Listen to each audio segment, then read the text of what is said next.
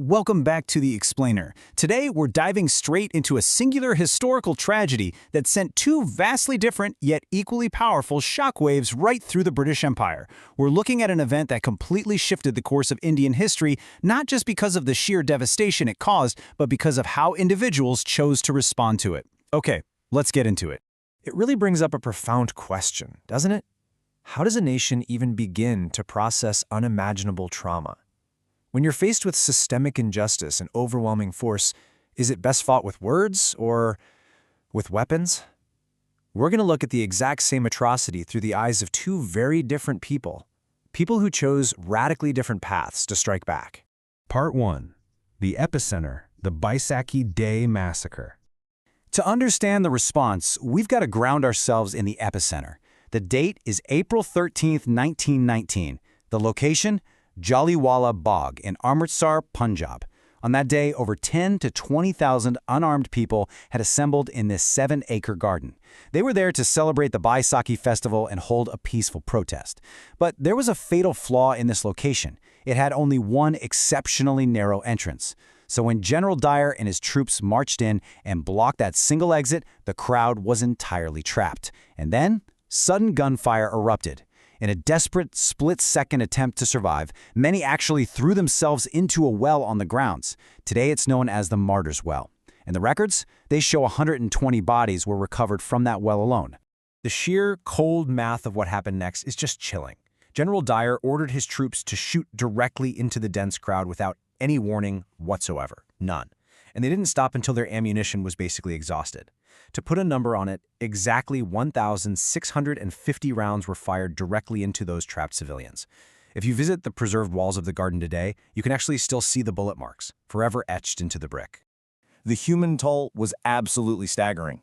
Now, while official British estimates at the time famously downplayed the numbers, which is entirely expected, looking at regional historical texts paints a much darker, much more accurate picture. Meticulous Gujarati historical records document that the actual casualties were vastly higher. They detail over 1,200 deaths and approximately 3,600 severe injuries.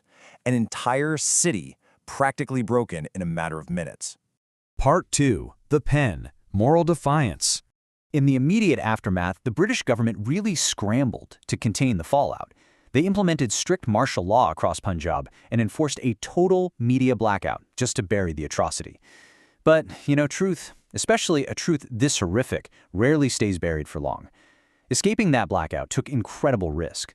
On May 22nd, Diwan Chaman Lal and a few others actually traveled in disguise, making their way from Punjab all the way to Calcutta just to bring the smuggled accounts to Nobel laureate Rabindranath Tagore. And when Tagore heard the horrific truth, he was shattered. He wrestled intensely between his deep philosophical belief in global universalism and his fierce, awakening sense of nationalism. He actually asked local political leaders to organize a massive protest, but out of fear of the British Raj, no one came forward. So, and this is crucial, Tagore chose to act completely alone. Remember, this was before Mahatma Gandhi's massive nonviolent movements had fully taken hold. On the midnight of May 30, Tagore drafted a blistering, historic letter to Viceroy Lord Chelmsford. He boldly declared that his badges of honor make our shame glaring in their incongruous context of humiliation, and he officially returned his British knighthood. It was a massive public relations blow to the empire. I mean, it made international headlines and literally forced the world to look at what was happening in India. But Tagore's swift, elite intellectual protest was really only one side of the coin. Contrast that with a completely different survivor's reaction, Udham Singh. His path was a delayed, covert, working-class, physical retaliation. Both of these men were profoundly moved by the exact same event, but their methods of resistance, they were universes apart. Part 3. The Sword, Udham Singh. Udham Singh, deeply influenced by revolutionaries like Bhagat Singh, became heavily involved in anti-colonial politics. He even adopted a highly symbolic alias, Ram Muhammad Singh Azad. Break that down. Ram for Hindus, Muhammad for Muslims, Singh for Sikhs, and Azad meaning free. It was this brilliant, defiant name that represented absolute religious unity against British rule. But the defining fact of Singh's life is that on that fateful day, April 13th, 1919, he was physically present at Jaliyavala Bagh. Born Sher Singh and raised in the Central Khalsa orphanage, he and his friends were actually there serving water to the crowd when the massacre began. He survived the bullets, yes, But the trauma forged a singular, lifelong obsession with vengeance. What followed was a relentless, 2-decade-long quest across multiple continents. I mean, he traveled to Africa, the United States, and Europe. In 1927, he was even arrested in India for possessing unlicensed arms and served 5 years in prison. But by 1934, constantly evading police surveillance, he finally made his way to London. His singular goal? To find Michael O'Dwyer.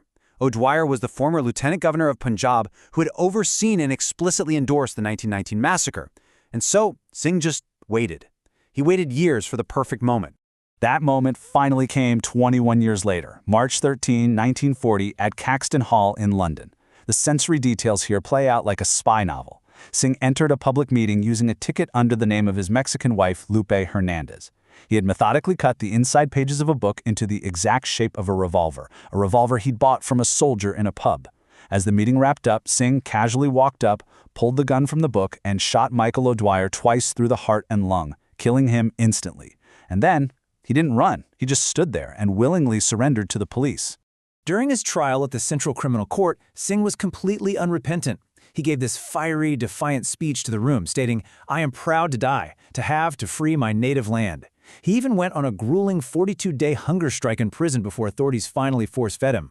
Ultimately, he was convicted of murder and hanged at Pentonville Prison on July 31, 1940. He literally kissed the noose, viewing himself entirely as a martyr for Indian independence. Part 4. A legacy set in stone. And so we bring the narrative back to the present day, back to that 7-acre memorial garden in Amritsar. You see, the Jaliyavala Baug site is no longer just a place of tragedy. It's become the physical home of these dual legacies.